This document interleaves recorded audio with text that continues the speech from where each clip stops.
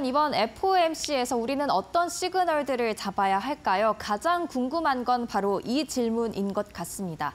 과연 내년에도 금리가 내릴 수 있을까요? 내년이 바로 트럼프 당선인이 취임을 하는 해이기 때문입니다. 여러 가지 세금과 관세 정책을 제시한 만큼 과연 지금의 금리 인하 기조가 그대로 유지될 수 있을지 많은 분들이 궁금해하실 것 같은데 한번 살펴보도록 하죠. 일단 간략하게 다시 한번 정리하겠습니다. 미국의 기준금리 0.25%포인트 인하됐습니다. 9월에 빅컷 0.5%포인트 인하 이후 이번에는 스몰컷 0.25%포인트 인하가 이루어졌고요. 9월에는 미셸 보우먼 이사가 0.5%포인트 너무 큰 것 같다라면서 반대하는 입장이었는데 이번에는 만장일치로 스몰컷이 통과가 됐습니다.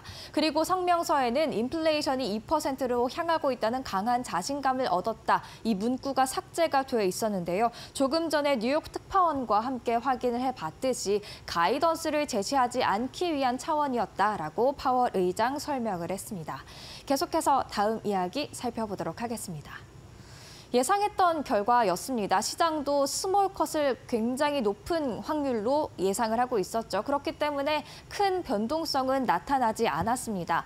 결과가 딱 발표된 직후에는 잠시 또 강세를 보이기도 했지만 원래의 수준으로 다시 금방 돌아왔고요. 2년물 국채금리, 10년물 국채금리도 마찬가지입니다. 잠시 뛰긴 했지만 다시 돌아오는 모습들 마찬가지로 확인을 할 수가 있었죠.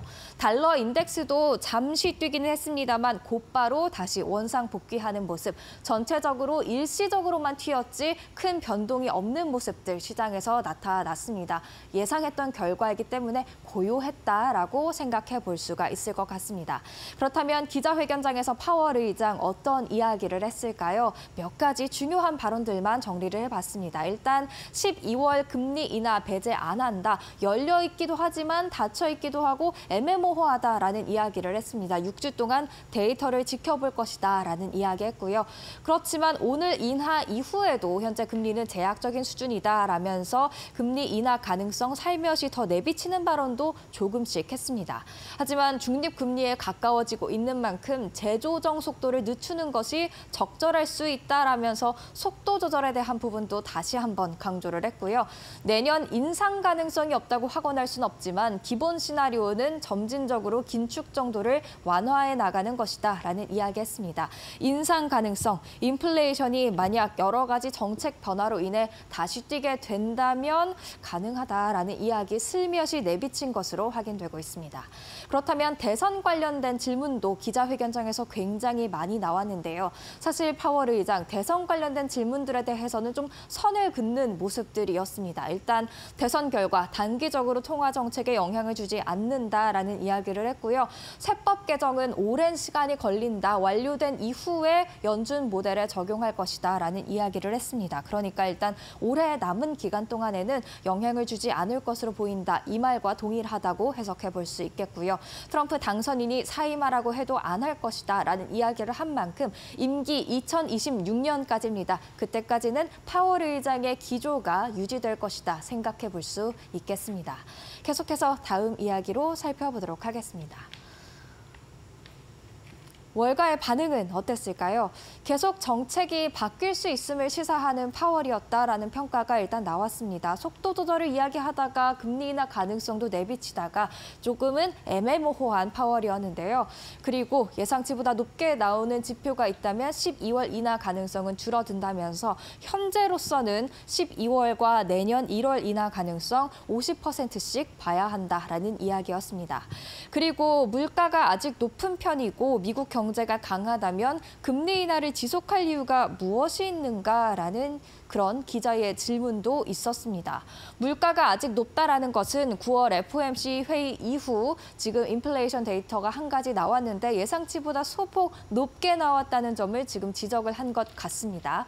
그리고 마지막 한 가지 더 반응 보시죠. 대선 결과가 단기적으로 영향이 없다고 한다. 하지만 2016년 트럼프 승리 당시 연준 위원들은 한 달 만에 재정 정책을 반영했고 FOMC 위원들 절반이 향후 전망에 반영했다라는 이야기 나왔습니다.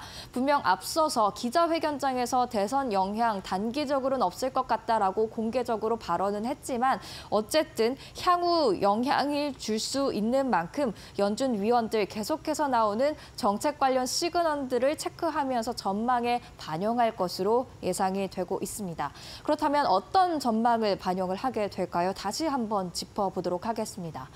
트럼프는 곧 인플레이션 반등을 의미하는 것 아닌가라는 이야기 많이들 들어보셨을 텐데요. 일단 관세 정책이 인플레 반등을 이야기하고 있죠. 보편 관세 최고 20%, 대중 관세 최고 60%를 이야기하고 있는데 지금 노란색으로 표시된 부분이 CPI, 소비자 물가지수에 어느 정도의 플러스 영향을 줄지를 나타내는 겁니다. 만약에 이런 관세에 중국 홀로 대응을 한다면, 보복을 한다면 4.3% CPI에 추가적으로 영향을 줄 것으로 예상이 된다. 그리고 다른 국가 함께 한다면 0.5% 플러스 추가적인 영향을 줄 것으로 예상된다라는 블룸버그 분석이 나와 있는데요. 어느 경우에도 일단 인플레이션의 상방 압력이 가해질 수 있다라는 점 체크를 하셔야겠고요. 그리고 세금. 트럼프 당선인 여러 가지 세금 인하 정책을 꾀하고 있죠. 이에 따라서 마찬가지로 인플레이션에 영향이 있을 것으로 생각이 되고 있습니다. 트럼프 빨간색으로 표시가 돼 있는데요. 인플레이션 쪽에 0.4% 상방 압력이 가해질 수 있다라는 이야기 있죠. 그러니까 관세 정책이든 세금 정책이든 모두 다 인플레이션에 상방 압력을 가할 수 있는 요인으로 자리 잡고 있다는 겁니다. 인플레이션이 다시 반등을 하게 된다면 연준 입장에서는 셈법이 복잡해지고 금리 인하를 쉽사리 하기가 힘들어지겠죠. 그래서 이 부분을 분명히 연준은 반영을 하기 시작할 텐데 과연 언제쯤 반영을 하기 시작할까요? 일단 우리가 지켜봐야 될 것은 이것인 것 같습니다. 오늘의 사인입니다. 12월에는 연준의 금리 인하, 금리 정도를 알려주는 전망치, 점도표가 나오게 됩니다. 별 5개 붙였습니다. 이 점도표 꼭 꼼꼼히 살펴보시면서 최종 금리가 어느 수준까지 내려오는지를 확인을 하시면서 대응 전략 새롭게 세워 나가셔야 될 것 같습니다. 사인이었습니다.